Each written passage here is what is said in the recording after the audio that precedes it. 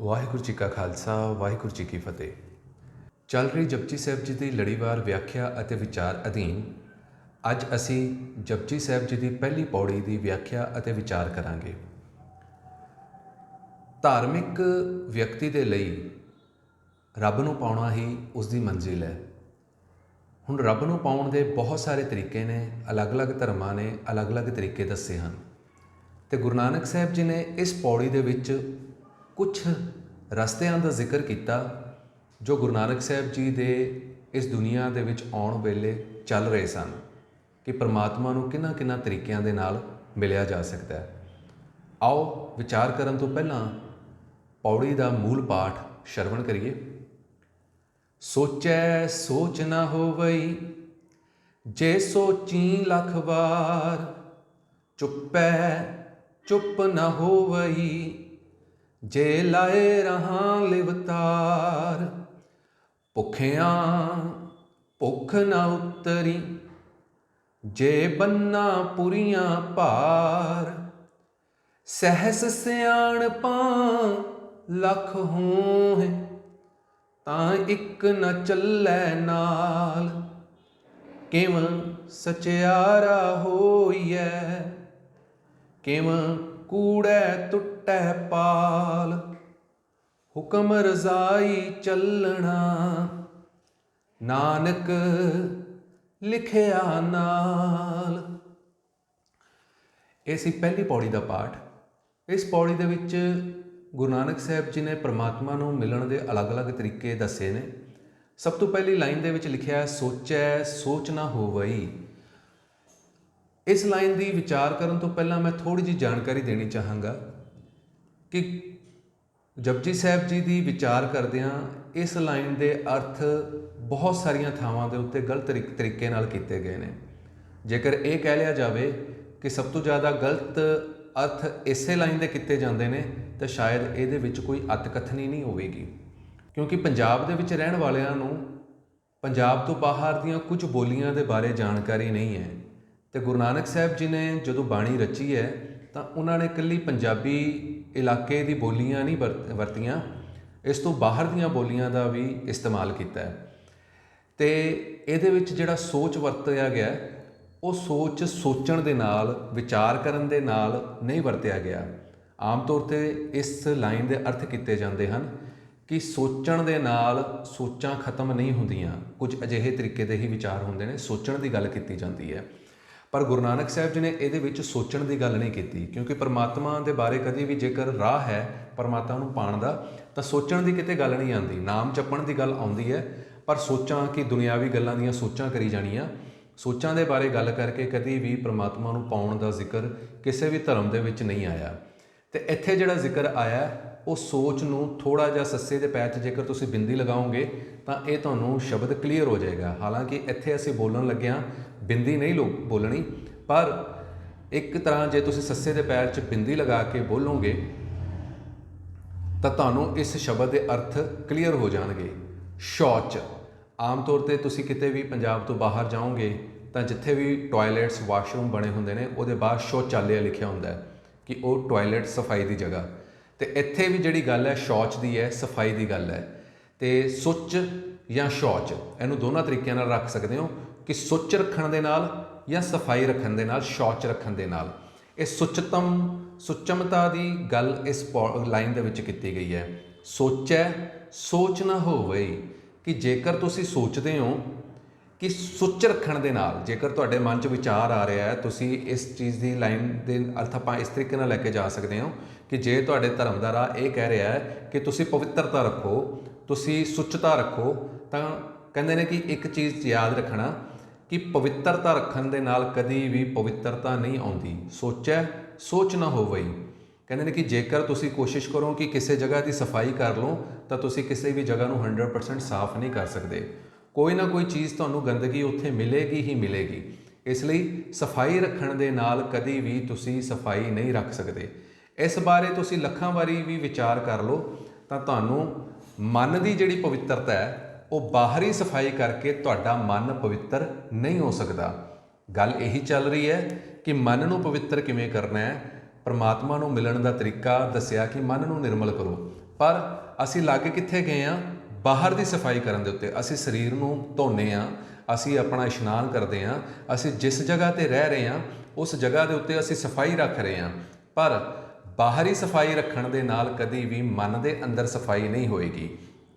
ਸੋਚ ਕਰੇ ਦਿਨਸ ਅਰ ਰਾਤ, ਗੁਰਬਾਣੀ ਦੀ ਤੁਕ ਹੈ ਕਿ ਵਿਅਕਤੀ ਕੀ ਕਰਦਾ ਹੈ ਕਿ ਆਪਣੀ ਸਫਾਈ ਰੱਖਦਾ ਹੈ, ਹਰ ਰੋਜ਼ ਸਫਾਈ ਰੱਖਦਾ ਹੈ। ਸੋਚ ਕਰੇ, ਸੋਚ ਮਤਲਬ ਕਿ ਸਫਾਈ ਰੱਖ ਰਿਹਾ ਦਿਨਸ ਅਰ ਰਾਤ, ਪਰ ਮਨ ਕੀ ਮੈਲ ਨਾ ਤਨ ਤੇ ਜਾਤ।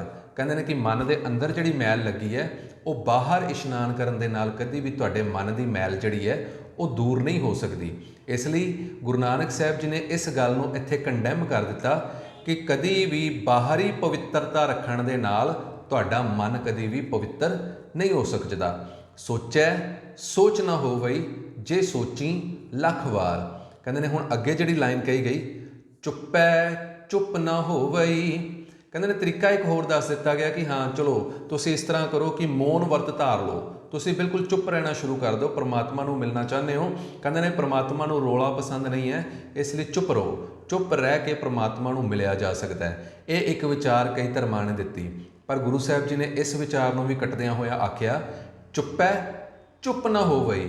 ਕਹਿੰਦੇ ਨੇ ਕਿ ਜੇਕਰ ਤੁਸੀਂ ਬਾਹਰੋਂ ਜ਼ੁਬਾਨ ਦੇ ਉੱਤੇ ਤਾਲਾ ਲਗਾ ਲਓ, ਜ਼ੁਬਾਨ ਨੂੰ ਬੰਦ ਕਰ ਲਓ, ਆਪਣੇ ਬੁੱਲ੍ਹਾਂ ਨੂੰ ਬੰਦ ਕਰ ਲਓ, ਕੋਈ ਗੱਲਬਾਤ ਨਾ ਕਰੋ, ਪਰ ਅਜਿਹਾ ਕਰਨ ਦੇ ਨਾਲ ਤੁਹਾਡੇ ਮਨ ਦੇ ਅੰਦਰ, ਤੁਹਾਡੇ ਦਿਮਾਗ ਦੇ ਅੰਦਰ ਵਿਚਾਰਾਂ ਜੋ ਚੱਲ ਰਹੀਆਂ ਨੇ ਤੁਸੀਂ ਉਹਨਾਂ ਨੂੰ ਰੋਕ ਨਹੀਂ ਸਕਦੇ।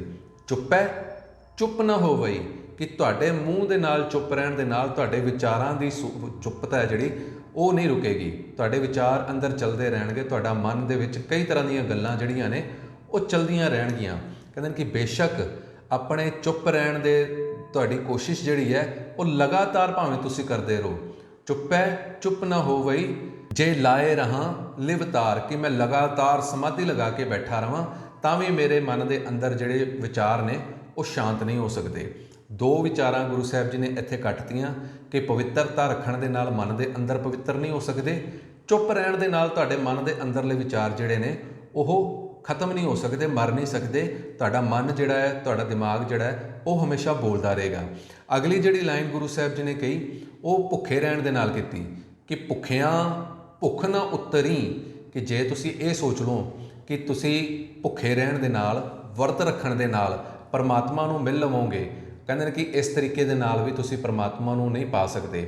ਪਰਮਾਤਮਾ ਕਦੀ ਵੀ ਭੁੱਖੇ ਰਹਿਣ ਦੇ ਨਾਲ, ਵਰਤ ਰੱਖਣ ਦੇ ਨਾਲ ਪਰਮਾਤਮਾ ਜਿਹੜਾ ਹੈ ਉਹ ਨਹੀਂ ਮਿਲਦਾ। ਭੁੱਖਿਆਂ ਭੁੱਖ ਨਾ ਉਤਰੀ, ਜੇ ਬੰਨਾ ਪੁਰੀਆਂ ਭਾਰ, ਭਾਵੇਂ ਕਿ ਤੁਸੀਂ ਇਹ ਵੀ ਕੋਸ਼ਿਸ਼ ਕਰ ਲਓ ਕਿ ਤੁਸੀਂ ਕਹੋ ਕਿ ਮੇਰੇ ਮਨ ਦੇ ਅੰਦਰ ਕਿਸੇ ਤਰ੍ਹਾਂ ਦਾ ਲਾਲਚ ਨਾ ਆਵੇ, ਦੁਨੀਆ ਭਰ ਦੇ ਪਦਾਰਥ ਤੁਸੀਂ ਇਕੱਠੇ ਕਰ ਲਓ, ਕਹਿੰਦੇ ਨੇ ਕਿ ਉਹ ਬੰਨਾ ਪੁਰੀਆਂ ਭਾਰ, ਭਾਵ ਕਿ ਹਰੇਕ ਪੁਰੀ, ਜਿੰਨੀਆਂ ਵੀ ਪੁਰੀਆਂ ਨੇ, ਸਾਰੇ ਪਾਤਾਲ ਆਕਾਸ਼, ਹਰ ਇੱਕ ਥਾਂ ਦੇ ਜਿੰਨੇ ਵੀ ਪਦਾਰਥ ਨੇ ਉਹਨਾਂ ਨੂੰ ਤੁਸੀਂ ਇਕੱਠੇ ਕਰ ਲਓ ਤਾਂ ਵੀ ਮਨ ਦੇ ਅੰਦਰ ਜਿਹੜੀ ਭੁੱਖ ਹੈ ਉਹ ਦੂਰ ਨਹੀਂ ਹੋਏਗੀ।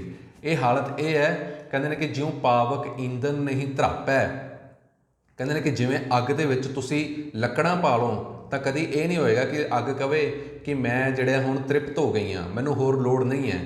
ਕਹਿੰਦੇ ਨੇ ਕਿ ਜਿੰਨੀ ਤੁਸੀਂ ਅੱਗ ਦੇ ਵਿੱਚ ਲੱਕੜ ਪਾਉਂਦੇ ਹੋ ਓਨੀ ਹੀ ਉਹ ਅੱਗ ਭੜਕਦੀ ਹੈ। ਅੱਗ ਨੂੰ ਰੋਕਣ ਦਾ ਤਰੀਕਾ ਇਹੀ ਹੈ ਕਿ ਉਹਦੇ ਵਿੱਚੋਂ ਲੱਕੜਾਂ ਬਾਹਰ ਕੱਢ ਲਈਆਂ ਜਾਣ, ਪਰ ਅੱਗ ਦੇ ਵਿੱਚ ਲੱਕੜਾਂ ਸੁੱਟੇ ਜਾਣ ਦੇ ਨਾਲ ਕਦੇ ਵੀ ਤੁਹਾਡੀ ਅੱਗ ਨਹੀਂ ਬੁਝੇਗੀ।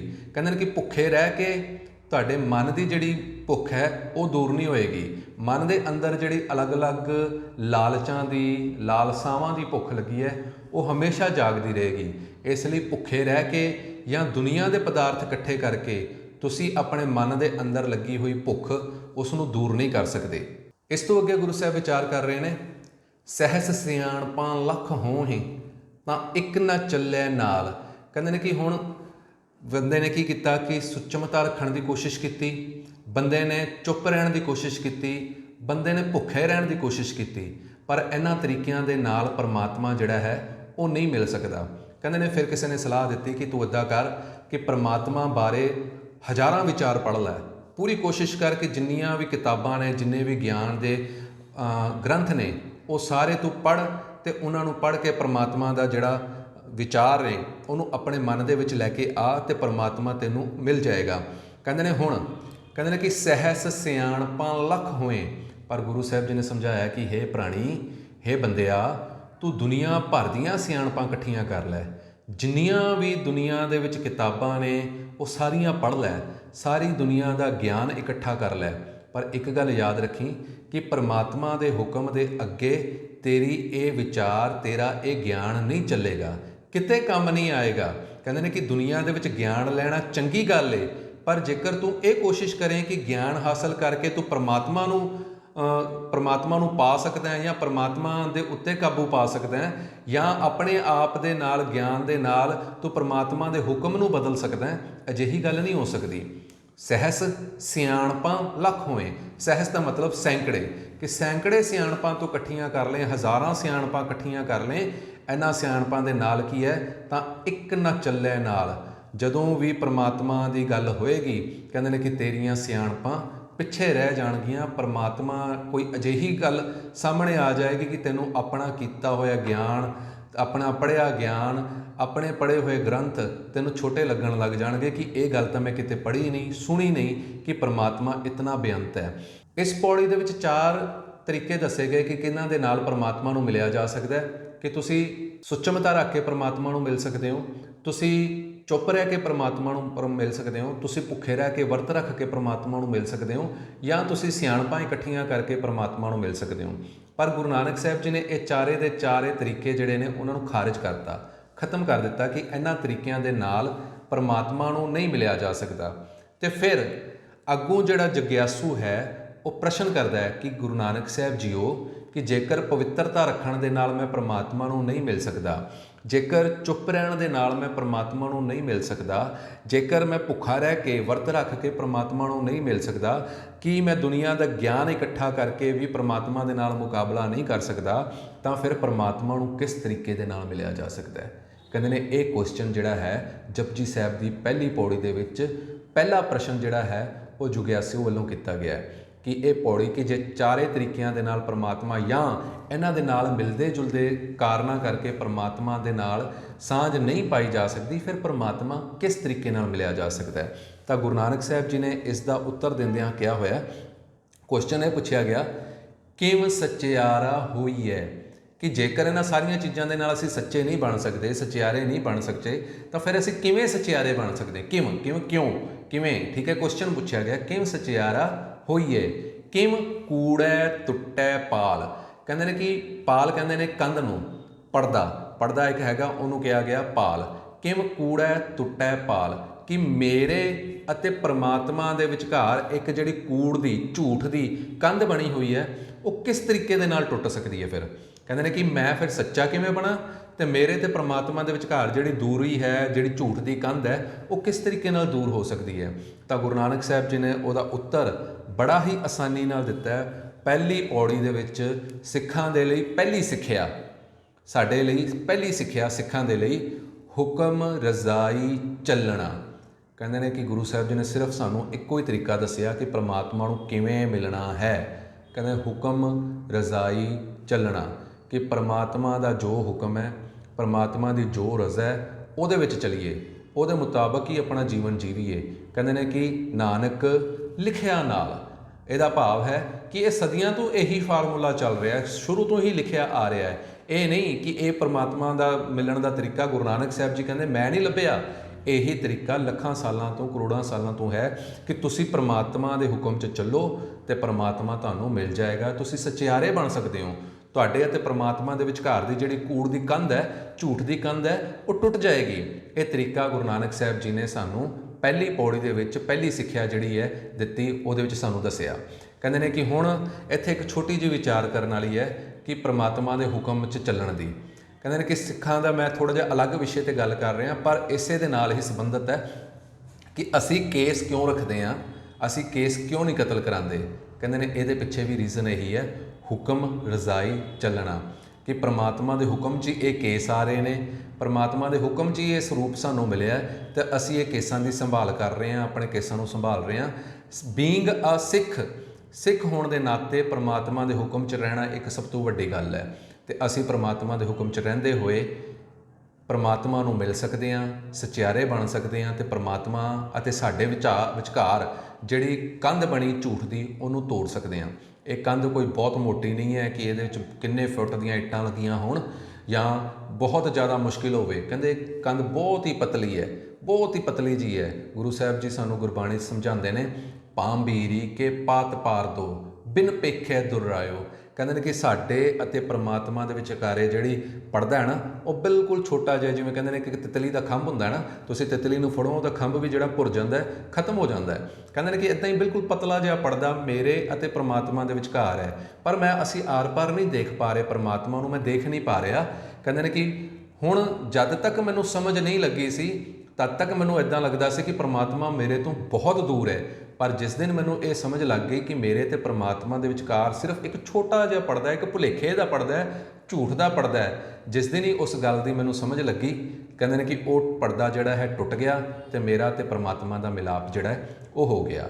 ਆਓ ਗੁਰੂ ਨਾਨਕ ਸਾਹਿਬ ਜੀ ਨੇ ਸਾਨੂੰ ਜਿਹੜੀ ਸਿੱਖਿਆ ਦਿੱਤੀ ਕਿ ਪ੍ਰਮਾਤਮਾ ਦੇ ਹੁਕਮ 'ਚ ਚੱਲੀਏ, ਉਸ ਅਕਾਲ ਪੁਰਖ ਦੇ ਹੁਕਮ 'ਚ ਰਹੀਏ, ਤੇ ਜਦੋਂ ਅਸੀਂ ਉਸ ਅਕਾਲ ਪੁਰਖ ਦੇ ਹੁਕਮ 'ਚ ਰਹਾਂਗੇ ਤਾਂ ਫਿਰ ਸਾਡੇ ਅਤੇ ਪ੍ਰਮਾਤਮਾ ਦੇ ਵਿਚਕਾਰ ਜਿਹੜੀ ਦੂਰੀ ਹੈ ਉਹ ਖਤਮ ਹੋ ਜਾਏਗੀ ਤੇ ਸਾਡਾ ਪ੍ਰਮਾਤਮਾ ਦੇ ਨਾਲ ਮਿਲਾਪ ਹੋ ਜਾਏਗਾ। ਇਸੇ ਤਰੀਕੇ ਦੇ ਨਾਲ ਹੋਰ ਵੀਡੀਓਜ਼ ਦੇ ਵਿੱਚ, ਆਉਂਦੀਆਂ ਵੀਡੀਓਜ਼ ਦੇ ਵਿੱਚ ਅਸੀਂ ਜਪਜੀ ਸਾਹਿਬ ਜੀ ਦੀ ਬਾਕੀ ਪੌੜੀਆਂ ਦੀ ਵਿਚਾਰ ਕਰਾਂਗੇ। ਕੋਸ਼ਿਸ਼ ਕਰਾਂਗੇ ਕਿ ਛੋਟੇ ਤੋਂ ਛੋਟਾ ਰੱਖਿਆ ਜਾਵੇ, ਪਰ ਵਿਚਾਰ ਜਿਹੜੀ ਹੈ ਉਹ ਲੰਬੀ ਹੋ ਜਾਂਦੀ ਹੈ। ਹਾਲਾਂਕਿ ਅੱਜ ਵੀ ਮੈਂ ਕੋਸ਼ਿਸ਼ ਕੀਤੀ ਹੈ ਕਿ ਮੈਂ ਇਹਨੂੰ ਬਹੁਤ ਜ਼ਿਆਦਾ ਵਿਚਾਰ ਨੂੰ ਲੰਬਾ ਨਾ ਲੈ ਕੇ ਜਾਵਾਂ, ਪਰ ਕਿਸੇ ਵਿਚਾਰ ਨੂੰ ਸਮਝਾਉਣ ਦੇ ਲਈ ਸਾਨੂੰ ਥੋੜ੍ਹਾ ਜਿਹਾ ਲੰਬਾ ਜਾਣਾ ਪੈਂਦਾ ਹੈ, ਤੇ ਇਹ ਤੁਹਾਡੇ ਸਬਰ ਦਾ ਧੰਨਵਾਦ। ਤੇ ਕੋਸ਼ਿਸ਼ ਕਰੋ ਕਿ ਆਉਣ ਵਾਲੀਆਂ ਵੀਡੀਓਜ਼ ਦੇ ਨਾਲ ਤੁਸੀਂ ਜੁੜੇ ਰਹੋ ਤੇ ਇਹਨਾਂ ਵੀਡੀਓਜ਼ ਨੂੰ ਆਪਣੇ ਦੋਸਤਾਂ ਨੂੰ, ਰਿਸ਼ਤੇਦਾਰਾਂ ਨੂੰ, ਸਾਰਿਆਂ ਦੇ ਨਾਲ ਸੋਸ਼ਲ ਮੀਡੀਆ ਦੇ ਉੱਤੇ ਸ਼ੇਅਰ ਕਰੋ, ਲਾਈਕ ਕਰੋ। ਧੰਨਵਾਦ ਜੀ। ਵਾਹਿਗੁਰੂ ਜੀ ਕਾ ਖਾਲਸਾ, ਵਾਹਿਗੁਰੂ ਜੀ ਕੀ ਫਤਿਹ।